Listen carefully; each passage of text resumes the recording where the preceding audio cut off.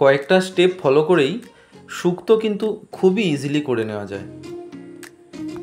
প্রথমেই ভেজিটেবলসগুলোকে ভালোভাবে কেটে ধুয়ে নিতে হবে। কড়াইতে ভালোভাবে রিফাইন্ড অয়েল গরম করে হাই ফ্লেমে একে একে কাঁচকলা, আলু, পেঁপে এগুলো ভেজে নেব। শুক্তো করার জন্য সজনে ডাঁটা, গাজর এই দুটো মাস্ট, এগুলোকেও ভালোভাবে আমি ভেজে নিলাম। আর এরপর দিয়ে দিচ্ছি বরবটি। বরবটির বদলে কেউ যদি বিনস দেয় তাতেও চলবে, কোনো প্রবলেম নেই। তবে বিনস বা বরবটি যাই দেওয়া হোক না কেন, এগুলো হালকা করে ভাজতে হয়। আচ্ছা, এখন বেগুনটা ভেজে নিচ্ছি ঠিক একই রকম ব্রাউন করে। গ্যাসের ফ্লেম একদম লো করে বড়িটা কিন্তু ভেজে নিতে হবে। আর সব শেষে কেটে রাখা উচ্ছেগুলো আমি ভেজে নিচ্ছি। উচ্ছেগুলোকে অবশ্যই একটু ভালোভাবে ভাজতে হবে, না হলে কিন্তু শুক্তো খুব তেতো হয়ে যাবে। এরপর আসছি মেন স্টেপে। কড়াইতে ভালোভাবে সর্ষের তেল গরম করে তার মধ্যে আমি 3টে শুকনো লঙ্কা ফোড়ন দিয়েছি। তার উপর দিয়ে দিচ্ছি তেজপাতা। এরপর 1 চামচ গোটা জিরে আর 1 চামচ 5 ফোড়ন দিয়ে ভালোভাবে এটা ভেজে নেব।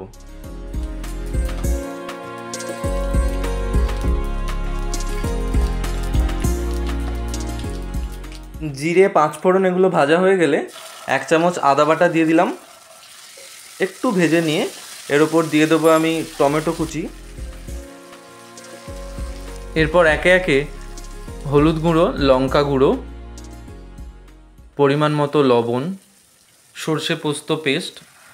এখানে আমি সর্ষে নিয়েছি 1 চামচ, এটা সাদা সর্ষে ছিল, আর সঙ্গে ছিল 1 চামচ পোস্ত।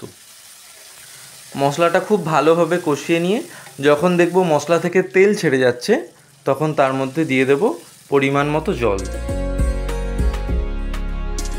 এইভাবে বয়েল হতে শুরু করলে ভেজে রাখা সমস্ত ভেজিটেবলসগুলো আমি এর মধ্যে দিয়ে দেব।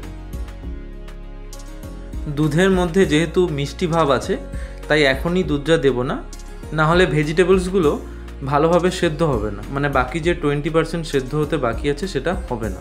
বয়েলড হয়ে যাওয়ার পর হাফ গ্লাস দুধ এর সঙ্গে মিশিয়ে দেব। এটা পাউডার মিল্ক জলে গোলা ছিল। যেহেতু পাউডার মিল্ক একটু মিষ্টি হয়, তাই আমি তরকারিতে আলাদা করে মিষ্টি দিচ্ছি না। কেউ যদি লিকুইড দুধ ব্যবহার করে সেক্ষেত্রে কিন্তু সামান্য একটু মিষ্টি দেওয়ার প্রয়োজন হয়।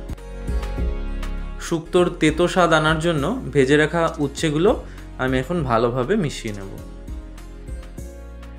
উচ্ছে ভালোভাবে মিশিয়ে নেওয়ার পর বাচ্চা বুড়ো সবার পছন্দের বড়ি আমি এর মধ্যে মিশিয়ে দেব। বড়িটা দিয়ে একটু নেড়ে নিয়ে আমি গ্যাসের ফ্লেম বন্ধ করে দেব, কারণ আমাদের শুক্তো কিন্তু একদম রেডি। হ্যাঁ, অবশ্যই কিন্তু এখানে মনে রাখতে হবে শুক্তোতে যেন জুসটা থাকে, কারণ বড়ি কিন্তু জুস টেনে নেবে।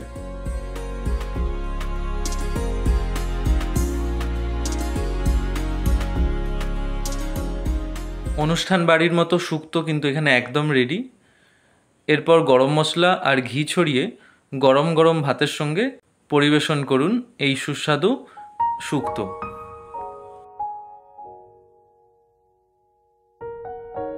ভিডিওটি ভালো লাগলে অবশ্যই লাইক এবং কমেন্টের মাধ্যমে আমাকে সেটা জানাতে ভুলবেন না।